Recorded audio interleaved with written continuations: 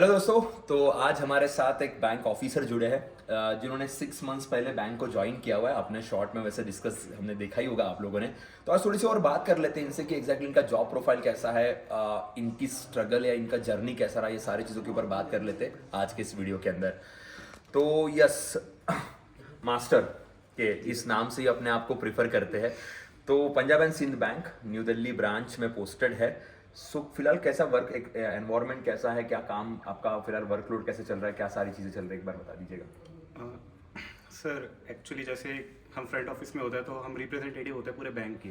तो हमारी जिम्मेदारी होती है कि कैसे भी उसकी ऑलरेडी इमेज हो, हमें उसको इन्हेंस करना है। और being in Punjab and Sind bank which is not a very huge bank as respect to other banks, तो वहाँ पर लेकिन अपॉर्चुनिटीज एंडलेस हो जाती है। हाँ। क्योंकि आप वहाँ पर हो, स्टाफ कम है, तो यू आर दैट पर्सन जिसको सभी कुछ देखना है। यस। तो there is not even a single thing मेरे को लगता है जो अभी तक मेरे हाथों से नहीं गई है। Okay, nice. तो अच्छा लगता है कि with in a very short tenure में एक एक चीज़ के अंदर घुस पा रहा हूँ, एक एक चीज़ के बारे में जान पाऊँ। तो अच्छा भी लगता है जब कोई अब रिलेटिव भी पूछता है कि तू बैंक में काम करता है, ये कैसे होता है, तो now I have the answers to that. Okay, पहले ऐसा नहीं था। Nice nice nice.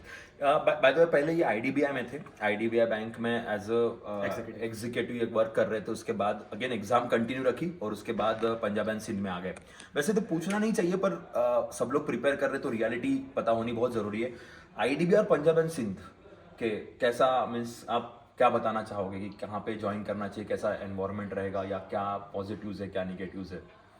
Sir IDBI में अगर जो मेरा एक्सपीरियंस बताऊँ तो वहाँ पर स्टाफ अच्छा खासा था, तो डेफिनेटली वहाँ पर आपको ज़्यादा स्ट्रगल्स नहीं करने पड़ेंगे। But at the same time आपका स्कोप ऑफ लर्निंग भी थोड़ा रिड्यूस हो जाता है, बिकॉज सारे अपने काम से बंद हैं। तो मैं वहाँ भी 6 मंथ्स हुए थे मेरे को, बट वहाँ पर मुझे कैश ऑपरेशंस के अलावा ज़्यादा कुछ चीज़ों का आइडिया नहीं था। ओके। बट यहाँ पर अलग अपॉर्चुनिटीज़ मिली। यहाँ पे कई बार काफ़ी ज़्यादा जिम्मेदारी भी एक साथ आ जाती है। कई सारी चीज़ें, अब मेरे को उस पर्टिकुलर टास्क की ओनरशिप लेनी है। अगर कोई पर्सन आया है जिसको डिसीज्ड क्लेम लेना है, अब वो एक बहुत तगड़ा प्रोसीजर है। किसी का अगर अनक्लेम डिपॉजिट है तो आरबीआई से डेफ के फंड्स को लेना तो अपने में बहुत लेंदी प्रोसेस है। तो आपको उसमें पूरा अपना 100% देना पड़ेगा, डेडिकेशन देनी पड़ेगी। तो बट उसमें अपना ही एक मजा है, उसमें एक फन है। एग्जैक्टली। द होल पॉइंट जो होता है ना एक गवर्नमेंट बैंक में काम करने का, that you are able to do good to the lower class people, under privilege लोग, तो एक वो सेटिस्फेक्शन मुझे ड्राइव करती है। Yes yes. एक बात ना, हम हमेशा देखते हैं कि एसबीआई में जैसे कोई चेयरपर्सन बन गया, जैसे सीएस शेट्टी साहब है, या फिर एसबीआई म्यूचुअल फंड के हम एमडीसीओ की बात करते हैं, सब लोग कहीं ना कहीं स्टार्टिंग उनका पीओ से हुआ, या कोई ऐसा था कि जो क्लरिकल से फिर पीओ बना, फिर उस लेवल तक पहुंचा, एमडीसीओ के लेवल तक, डायरेक्टर के लेवल तक।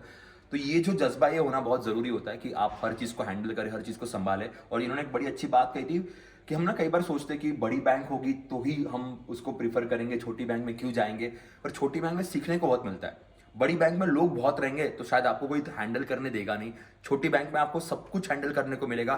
शायद पूरा ब्रांच आप ही संभाल रहे हो, जिस दिन मैनेजर छुट्टी पे शायद आप ही ब्रांच संभाल रहे हो, ये मौका मिलता है। तो कोई भी बैंक हो, मेरा कहना है कि भाई ज्वाइन करना अच्छा रहेगा, एक एक्सपीरियंस बड़ा अच्छा मिलेगा। अब आते हैं मेन मुद्दे पे, पढ़ाई का क्या रहेगा, या किस तरीके से आपने प्रिपरेशन की, कैसा स्ट्रगल रहा आपका, एक बार वो बता दीजिएगा। सर मेरे ख्याल से सबसे इंपॉर्टेंट चीज़ है कि अपने आप को समझना।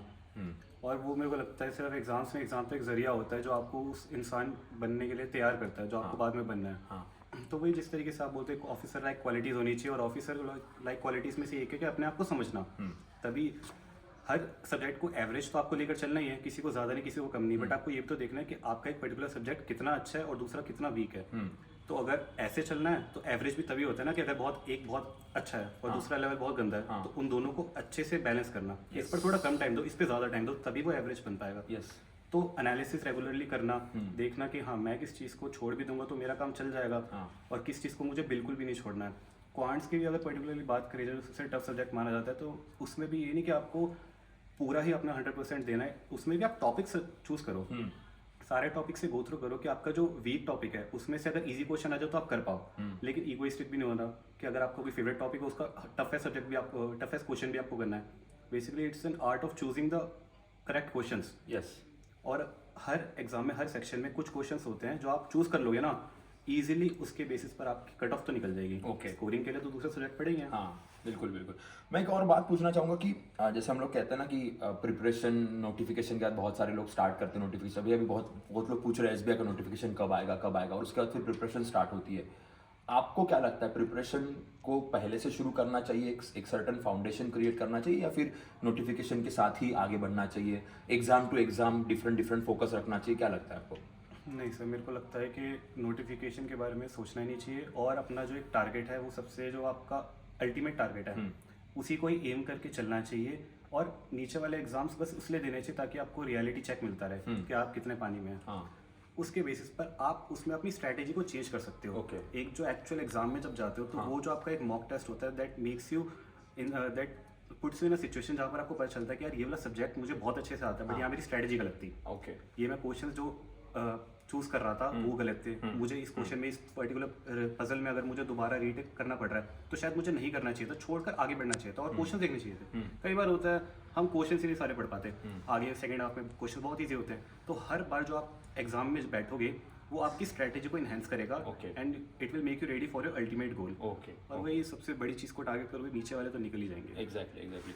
सो ये तो बात सही है कि आपको बेसिक से स्टार्ट करना पड़ेगा। आपका कितने साल का प्रिपरेशन रहा है या कितने महीनों का प्रिपरेशन रहा है ये पूरे इसमें? अभी भी ये प्रिपेयर कर रहे हैं, is focusing on RBI grade B, इनका मेजर फोकस वहाँ पे है। तो ऑब्वियसली एक एक पड़ाव क्लियर होते जा रहे हैं, आईडीबीआई हो गया, फिर अभी पंजाब एंड सिंध बैंक हो गया, और इसके बाद डेफिनेटली मेरे ख्याल से एसबीआई करने की जरूरत ना पड़े और डायरेक्टली आरबीआई में चले जाए कि कंडीशन अप्लाइड, आरबीआई कितनी वैकेंसी लाती है। कितने दिन का प्रिपरेशन रहा है, कितने टाइम का आपका सारा ये स्ट्रगल रहा? सर 22 से मैंने शुरू करा था। ओके। और मतलब सेकेंड हाफ से ही अगस्त से मैंने स्टार्ट करा था जब आपकी मैंने फर्स्ट टाइम वीडियोस देखी थी। तो उसके बाद से चल रही थी तैयारी, एग्जाम्स वगैरह दिए थे, उसमें देखा कि स्टार्टिंग में मैंने कैट भी दिया था और आईबीपीएस पीओ भी दिया था, दोनों एग्जाम सेम एक दिन के डिफरेंस पे ही थे। मुझे उस टाइम आइडिया ही नहीं था, क्या मेरे को लगा दोनों में क्वांट, रीजनिंग, इंग्लिश आनी है, सेम ही चीज़ है, क्वांट में तो क्वांट ही पढ़ना है। बट तब पता चला कि नहीं, दोनों की स्ट्रैटेजी बहुत डिफरेंट है। तो वहाँ पर फेलियर आया, बट फेलियर को रिजल्ट की तरह नहीं देखा, उसको एज अ टीचर मैंने देखा। उससे मैंने सीखा, फिर जो भी एग्जाम्स है आगे वो मैं देता गया। कई सारे एग्जाम्स मैंने दिए, कई इस मोटिव से दिए भी नहीं कि मेरे को यहाँ सिलेक्शन चाहिए, क्योंकि अल्टीमेट गोल तो कुछ और ही है। बट जब सिलेक्शन मिला तब मैं आपके पास आया कि सर मुझे ज्वाइन करना चाहिए या नहीं करना चाहिए। तो मेरे माइंड में ये भी बात आई कि एक बार मुझे घुसना तो है इस इंडस्ट्री में, ताकि मुझे पता चले कि जिस चीज़ के लिए मैं इतना ज़्यादा तैयारी कर रहा हूँ क्या वो मेरे लिए है भी या नहीं है। वो बहुत ज़रूरी है, and then it will ultimately add up in my profile, और बाद में वो चीज़ हेल्प ही करेगी। एग्जैक्टली। अब एक आखिरी सवाल पूछता हूँ मैं, टेक्स्ट बुक का कितना रोल रहा है आपके प्रिपरेशन में? सर टेक्स्ट बुक का अगर मैं बताऊं तो स्टार्टिंग में जैसे आपसे मैंने शुरू करा था, फिर उसके बाद जो बाकी के अगर कोई टीचर्स का नाम लूँ तो कौस्तुभ सर तो हैं, क्योंकि उनका लेवल का जो पैराजंबल है वो एक्चुअल लेवल है जो पैराजंबल होता है, एक्चुअल से भी खैर ऊपर ही है, because that is what is going to make you ready. Okay. अगर फॉर एग्जांपल अगर आप आईबीपीएस क्लर्क आ रहा है, आईबीपीएस क्लर्क के मॉक्स दे रहे हो, then it is not going to make you ready. Okay. IBPS clerk भी आ रहा है, आरआरबी क्लर्क भी आ रहा है, तो आपको एसबीआई पीओ मेंस के ही मॉक देने चाहिए। ओके। मेरा ये स्ट्रेटेजी रहती है।